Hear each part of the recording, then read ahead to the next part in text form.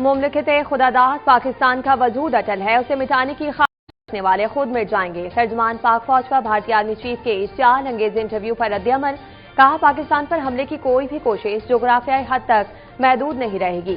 پاکستان تسلیم شدہ ایٹمی طاقت اور تاریخ کا عالمٹ حصہ ہے۔ بھارتی قیادت جنوبی ایشیا کو ایسی جنگ کی طرف نہ دھکیلے جس کے نتائج پورے خطے کو تباہ کر دیں۔ بھارت معرکہ ہٹ کی شکست اب تک نہیں بھولا۔ بھارتی عسکری قیادت کا جارحانہ لہجہ طاقت نہیں بلکہ ناکامیوں پر ان کی جھنجھلاہٹ کا اظہار ہے۔ بھارت پاکستان کو اہمیت کی تسلیم کرے اور پرامن بقائے باہمی کے ساتھ رہنا سیکھے۔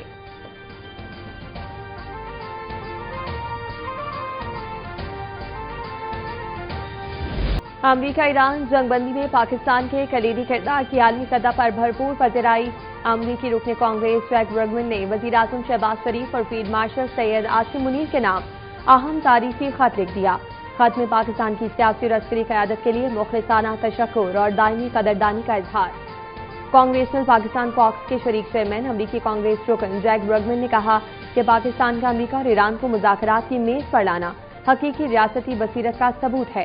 فریقین کے درمیان جاری امن مذاکرات میں پاکستانی سیاسی اور عسکری قیادت کی رہنمائی پر دلی مشکور ہوں۔ پاکستان اور امریکہ کے تعلقات دیر پا اسٹریٹجک اہمیت کے حامل ہیں۔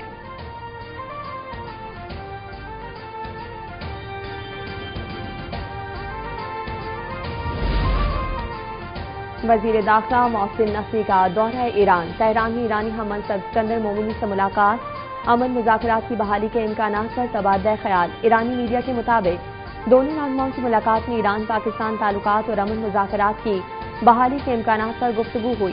باہمی دلچسپی کے امور بشمول علاقائی امن اور تازہ علاقائی صورتحال پر بات چیت۔ ایرانی وزیر داخلہ نے علاقائی امن و استحکام کے لیے پاکستان کے تعمیری کردار کی تعریف کی۔ امریکہ کے ساتھ تنازع کے حل کے لیے فیلڈ مارشل سید عاصم منیر کی کوششوں کو سراہا۔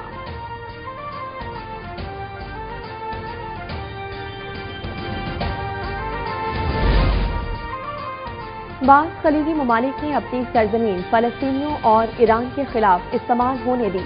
علاقائی صورتحال کے بعد ایران کا صبر ہمیشہ قائم نہیں رہے گا۔ مشیر ایرانی سپریم لیڈر کا واضح پیغام۔ محمد مخبر نے کہا کہ ایران نے برسوں تک پڑوسی ممالک کو دوست اور بھائی سمجھا۔ 28 فروری کو امریکہ اسرائیل نے ایران کے خلاف بلا اشتعال جنگ شروع کی، جس کے جواب میں حق دفاع کے طور پر خلیجی ممالک پر حملے کیے۔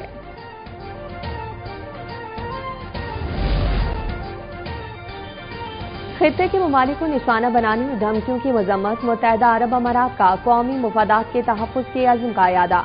اماراتی وزارت خارجہ کے مطابق اپنے مفادات کے تحفظ سے پیچھے نہیں ہٹیں گے۔ تمام دفاعی اقدامات کا مقصد اپنی خود مختاری، شہریوں اور اہم تنصیبات کا تحفظ ہے۔ متحدہ عرب امارات کسی بھی خطرے یا جارحانہ اقدام کا مقابلہ کرنے کے لیے تیار ہے۔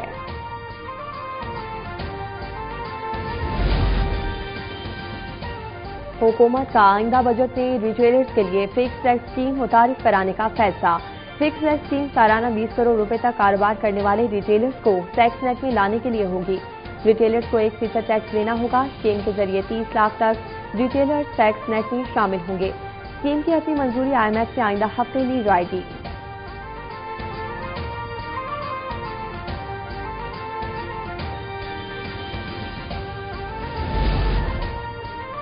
جیک آباد کی تحصیل تھل میں پسند کی شادی پر بروز برادری کے گھروں کو جلانے کے واقعے میں مفرور 15 ملزمان کو گرفتار نہیں کیا جا سکا۔ وزیر اعلیٰ سندھ نے گزشتہ روز واقعے کا نوٹس دیا۔ ترجمان سندھ حکومت کا کہنا ہے جیک آباد کا افسوسناک واقعہ ایک ہفتہ پرانا ہے۔ واقعہ پسند کی شادی پر پیش آیا۔ لڑکی کے خاندان والوں نے لڑکی کے اغوا کی FIR درج کروائی تھی۔ لڑکی نے ہائی کورٹ میں پسند کی شادی کی۔ شادی شدہ جوڑے کا سوشل میڈیا پر کہنا ہے کہ اغوا نہیں بلکہ ہم نے پسند کی شادی کی ہے۔ لڑکی کے خاندان کے کچھ افراد نے پیغام دے کر انتشار پھیلایا۔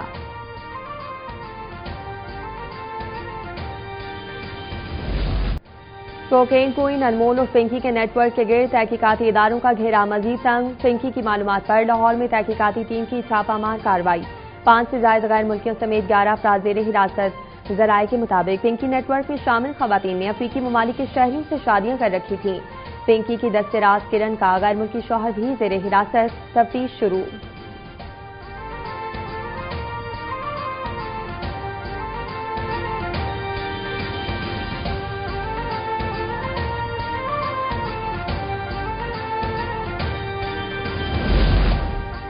عید الاضحیٰ کب ہوگی؟ حتمی فیصلہ آج ہوگا۔ وزارت مذہبی امور نے ذی الحج کا چاند دیکھنے کے لیے رویت ہلال کمیٹی کا اجلاس طلب کر لیا۔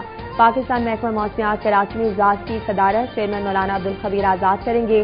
زونل رویت ہلال کمیٹیوں کے اجلاس صوبائی ہیڈ کوارٹرز میں منعقد ہوں گے۔ ذی الحج کا چاند نظر آنے کی صورت میں عید 27 مئی کو ہوگی۔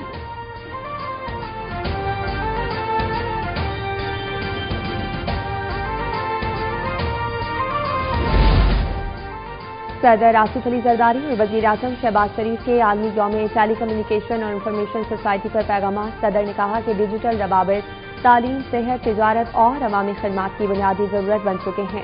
دور دراز علاقوں میں ڈیجیٹل رسائی معاشی مواقع اور معلومات تک رسائی کا اہم ذریعہ ہے۔ وزیر اعظم شہباز شریف نے کہا کہ حکومتی قومی فائبرائزیشن پالیسی کی تکمیل اور مقامی ڈیوائس مینوفیکچرنگ کے فروغ کے لیے پرعزم ہے۔ 5G اسپیکٹرم کی نیلامی سے سیلولر موبائل آپریٹرز کے لیے مختص اسپیکٹرم 274 میگا ہرٹز سے بڑھ کر 754 میگا ہرٹز ہوگا۔ مضبوط سب میرین اور زمینی فائبر استعداد کی بدولت پاکستان جنوبی اور وسطی ایشیا میں ڈیجیٹل مرکز کے طور پر ابھر رہا ہے۔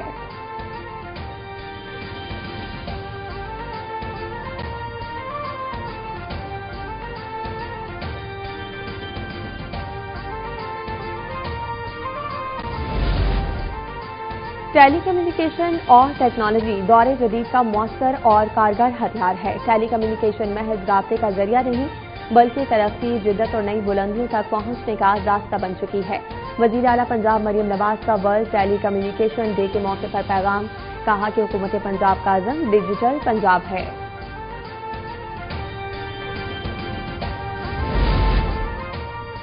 کراچی میں سورج سوا نیزے پر تپتی دھوپ، لو کے تھپیڑوں نے شہریوں کو چکرا دیا۔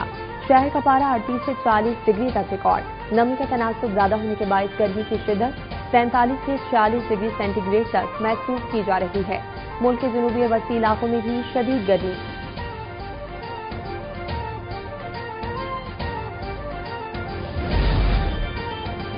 ڈائریکٹر FIA کراچی زون سے آل پاکستان سراپا جیولرز اینڈ جیمز ایسوسی ایشن کے نمائندگان کی ملاقات۔ ترجمان FIA کے مطابق حالیہ پیش آنے والے واقعے اور اس سے متعلق امور پر تفصیلی تبادلہ خیال ہوا۔ ڈائریکٹر FIA کراچی زون کی وقف کو معاملے کی باریک بینی سے شفاف اور غیر جانبدارانہ تحقیقات کی یقین دہانی۔ ڈائریکٹر نے واضح کیا کہ قانون کی بالادستی ہر صورت یقینی بنائی جائے گی۔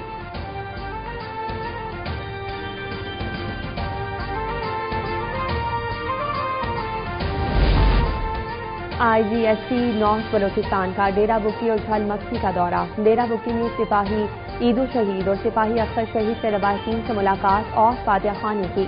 جھل مکسی میں بھی شہداء کے لواحقین سے ملے۔ IGST نے شہداء کی عظیم قربانیوں کو خراج عقیدت پیش کیا۔ شہداء کی بلند درجات اور ملکی سلامتی کے لیے دعا مانگی۔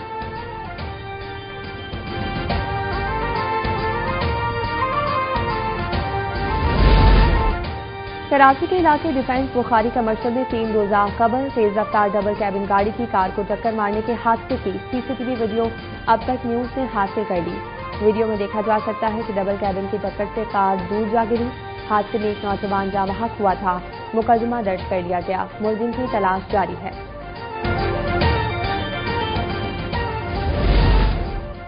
SIFC کی مؤثر سہولت کاری اور پالیسی تعاون کی بدولت توانائی، ریفائنری اپ گریڈیشن اور سرمایہ کاری کے فروغ کے لیے اہم اقدامات جاری۔ SIFC کا آئندہ بجٹ میں آئل ریفائنریز کے لیے ٹیکس مسئلہ حل کرنے کے لیے کلیدی کردار۔ ماہرین معاشیات کے مطابق مقامی سرمایہ کاری میں توسیع اور اپ گریڈیشن سے غیر ملکی سرمایہ کاروں کا اعتماد بڑھے گا۔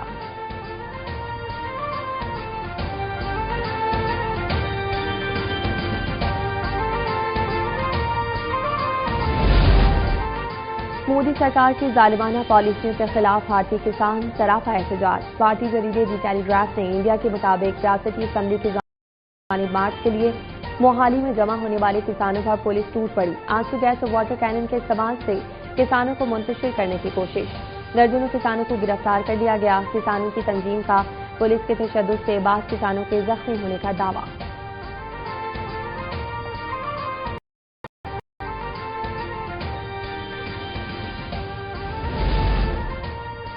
افغانستان میں طالبان رجیم کی ناقص پالیسیوں سے افغان تاجروں کو پے در پے نقصانات، ہزاروں ٹن اجناس خراب ہونے لگی۔ افغانستان سے پڑوسی ممالک کے لیے تجارتی بندش کے باعث پکتیکا منڈی میں زرعی اجناس کے ڈھیر لگ گئے۔ سوشل میڈیا پر افغان تاجروں کی معاشی بربادی کی ویڈیو وائرل۔ پکتیکا کے تاجر کے مطابق آلو کی فصل زیادہ ہوئی، کوشش ہے کہ آلو ایران جا سکے، لیکن بارڈر بندش کے باعث صورتحال انتہائی خراب ہے۔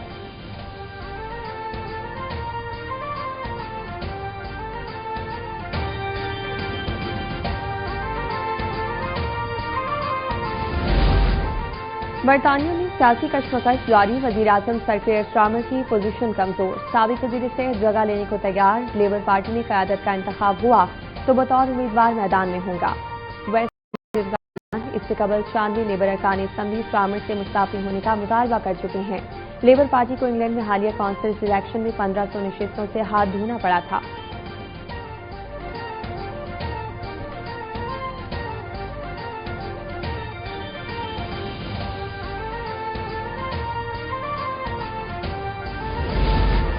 اور سلہٹ میں پاک بنگلہ دیش دوسرے ٹیسٹ میچ کے دوسرے روز پہلی اننگ میں پاک بنگلہ دیش کے 278 رنز کے تعاقب میں پاکستان کی بیٹنگ ابتدا میں ہی لڑکھڑا گئی۔ 4 کھلاڑی پویلین واپس پہنچ گئے۔ پہلے روز بنگلہ دیش کی ٹیم 278 رنز بنا کر آؤٹ ہوئی تھی۔ پاکستان کو سیریز برابر کرنے کے لیے میچ جیتنا لازمی ہے۔